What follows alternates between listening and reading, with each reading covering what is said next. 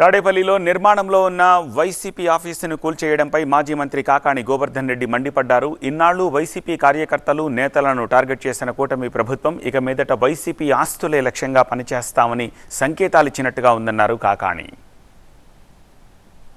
శాసనసభ్యులందరూ ప్రమాణ స్వీకారం చేసి ఈ రోజు నుంచి మీరు చేపట్టినటువంటి ఘనకార్యాలు ఏమిటి అంటే వైఎస్ఆర్ కాంగ్రెస్ పార్టీకి సంబంధించినటువంటి వ్యక్తులు, నాయకులు, పార్టీకి సంబంధించినటువంటి ఆస్తులు కూడా ఇప్పటిదాకా వైఎస్ఆర్ కాంగ్రెస్ పార్టీ నాయకులు, సానుభూతి పరులు, కార్యకర్తలకు సంబంధించినటువంటి ఆస్తులు ధ్వంసం చేశాం.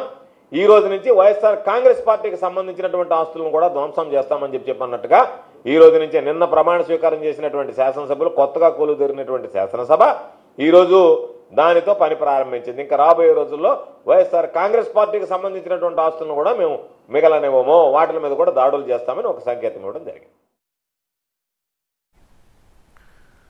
ప్రభుత్వంతో పాటు ప్రైవేటు ఆస్తులకు కూడా ప్రస్తుతం రక్షణ లేకుండా పోయిందన్నారు కాకాణి. ఆక్వా రైతుల పొలాల్లోకి వెళ్లి విషం కలుపుతున్నారని ఆవేదన వ్యక్తం చేశారు. ఫిర్యాదు చేస్తే బాధితులపైనే పోలీసులు రివర్స్ కేసులు పెడుతున్నారని విమర్శించారు.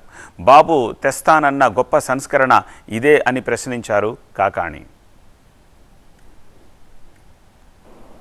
ఇటువంటి సంస్కృతిని ఎన్నడూ ఎక్కడ చూసినటువంటి పరిస్థితి లేదు.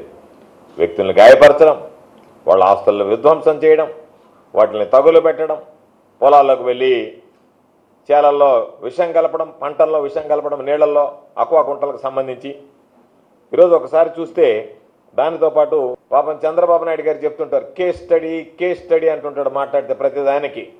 ఇది చంద్రబాబు నాయుడు చేయాల్సినటువంటి కేస్ స్టడీ ఏంటంటే నీకు అధికారం ఇస్తే మీ వాళ్ళు క్షేత్రస్థాయిలో ఎటువంటి పనులకు పాల్పడుతున్నారనేటువంటి దానికి ఇది ఒక కేస్ స్టడీ.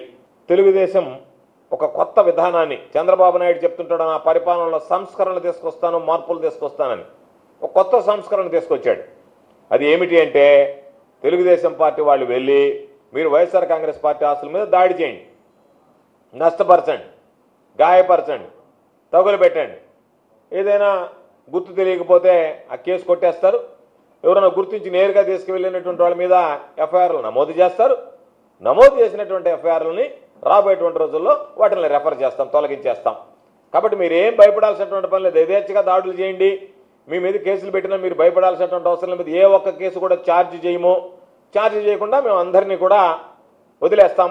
కాబట్టి మీకు ఏమి ఇబ్బంది లేదు. కాబట్టి మీరు ధైర్యంగా పోయి దాడులు చేయండి అనేటువంటి దాన్ని